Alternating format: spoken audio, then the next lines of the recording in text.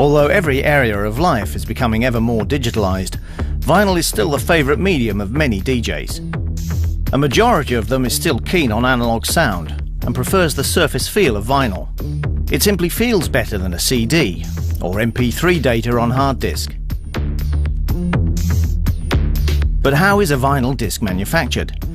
The following report will try to shine a little light on the process of manufacturing a record, from the finished cut and mastered foil in the mastering and cutting studio, right up to the finalized record. In Germany, foils are cut by cutting studios such as Rand in Leipzig or Dub Plates and Mastering in Berlin. Correct mastering in advance is very important, as the tracks are optimized to the maximal level and optimal frequency spectrum that can be reproduced on vinyl. No wonder that some specialists have achieved cult status because of their mastering and cutting talents.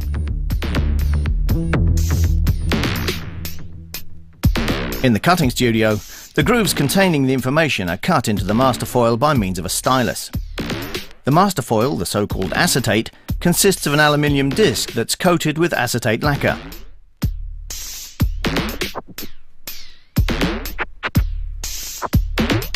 Foil cutting is a separate and very complex process, which we won't go into in detail here. We're going to concentrate totally on the manufacturing of a vinyl record.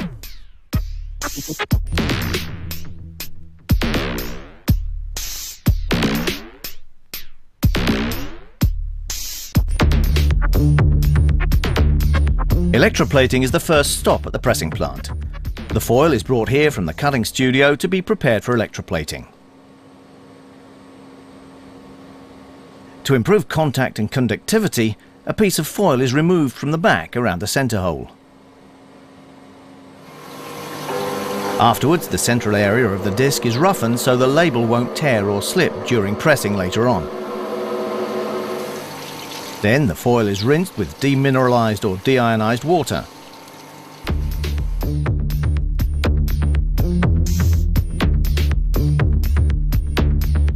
Rinsing is very important to remove unwanted residues and other substances from the foil. Then the foil is dipped in a degreasing fluid to remove or at least reduce the foil's own gas emissions and any finger marks. The degreasing fluid mainly consists of potassium hydroxide.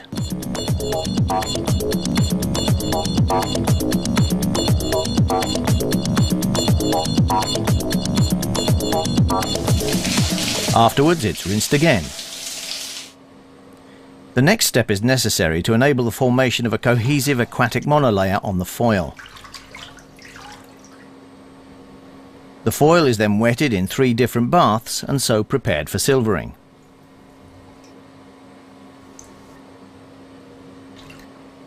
The timing is very important here. If the foil is left in the preparatory solutions for too long, the background noise of the vinyl might increase. If it's taken out too early, however, the record might crackle.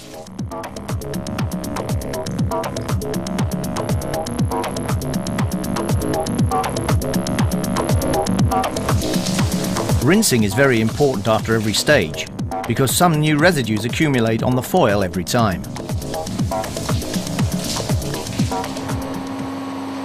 In the so-called silver plating cabinet, the foil is now attached to a turning knob.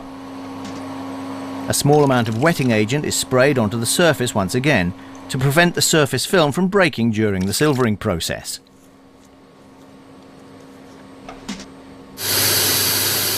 After that, a mixture of silver solution and reduction solution is applied. This mixture reduces itself to a layer of silver film on the foil surface, less than 1 micrometer thick.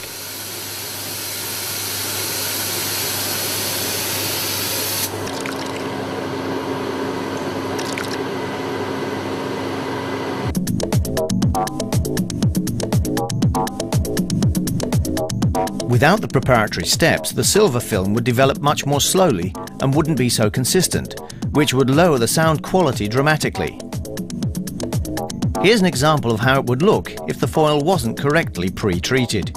There is no cohesive monolayer on the foil surface, and the water forms beads. So let's get back to the correctly silver-plated foil. The residues on the back are removed with a sponge before the foil is rinsed again. Cleaning is very important because undesired substances may compromise the galvanic bath and make it unsuitable for the next step. The foil is now brought to the so-called pre-electroplating. Beforehand, a rubber ring is put round the edge. This will ensure that the nickel coating, which is developed during the electroplating process, can be easily separated from the foil. Now the foil is dipped into a nickel sulfamate solution. An electrochemical process takes place. Here the cage with the nickel balls inside is the positive pole, called the anode.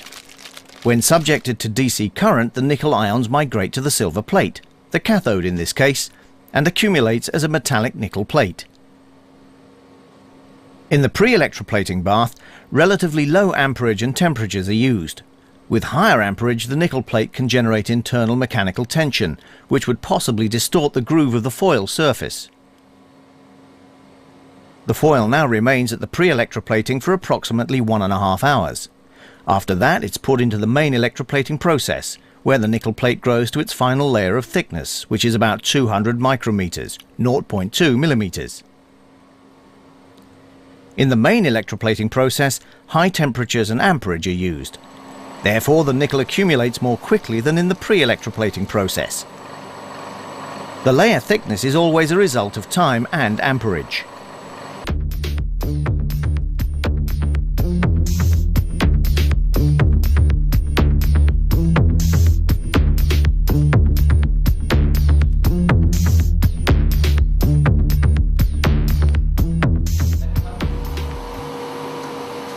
When electroplating is finished, the newly developed nickel plate is separated from the foil and is now called the negative.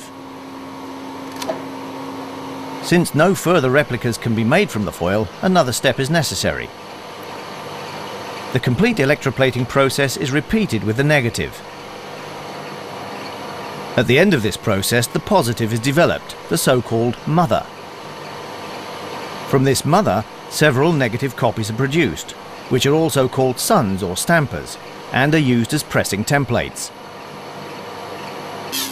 One template is good for manufacturing approximately 1,000 discs. With this, the electroplating process comes to an end, and the first negative is prepared as a mold.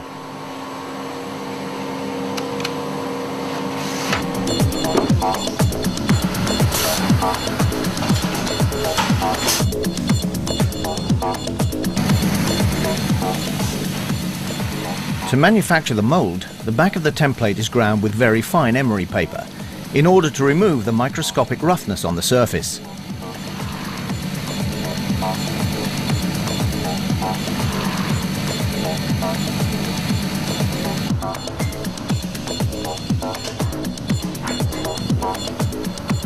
As the central position of the hole gets lost during electroplating, the template is put into a centering device where it's centered on its exit groove.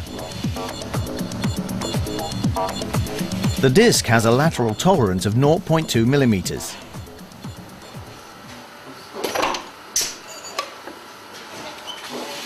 If the centering isn't exact, the disc will not rotate correctly.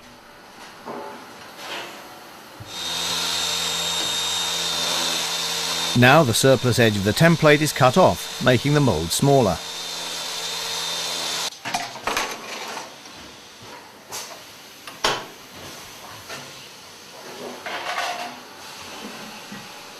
In the final step, a profile is formed at the edge and within the central area of the template, so the template can be mounted exactly in the vinyl press.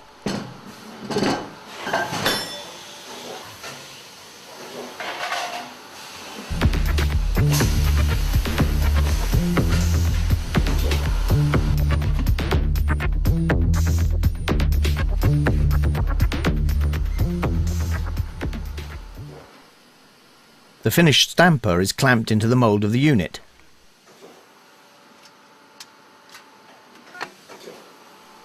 For each side, one pressing matrix is required.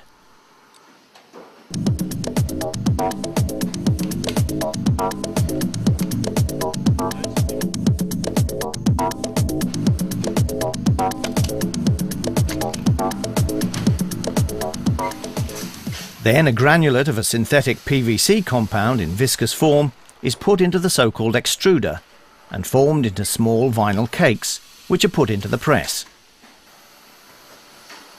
The cakes weigh about 160 grams and have a temperature of 160 degrees Celsius. The mould is steam heated to 180 degrees, which liquefies the vinyl cake. With the use of hydraulics, the press tools compress the vinyl cake at a pressure of 110 tons. In this way, the grooves are pressed into the vinyl, and by means of the groove guard profile, the round form of the disc emerges. The two labels per disc are added from the side in the same procedure and pressed onto the vinyl. After that, the press tools are flushed with water to cool the newly emerged vinyl disc. The pressing procedure with heating up and cooling down takes approximately 22 seconds per disc. Now the excess edges of the disc are cut off in order to reduce the disc to its final size, in this case a 12-inch. The cut-off vinyl edges and the discs in general are recyclable and can be melted down and newly pressed several times. However, the quality gradually diminishes. The vinyl disc has a final weight of approximately 140 grams.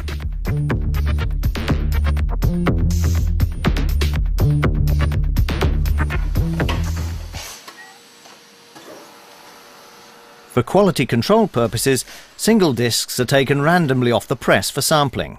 They're checked visually and for sound quality.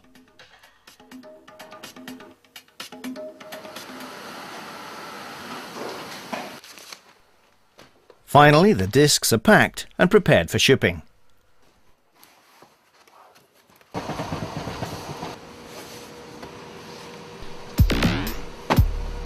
For the huge steam boilers, heat exchangers, hydraulic devices, oil aggregate and cooling towers, which are all necessary for operating the unit, a lot of space is required. As cool as it may sound, a vinyl pressing plant at home is impracticable for all these reasons.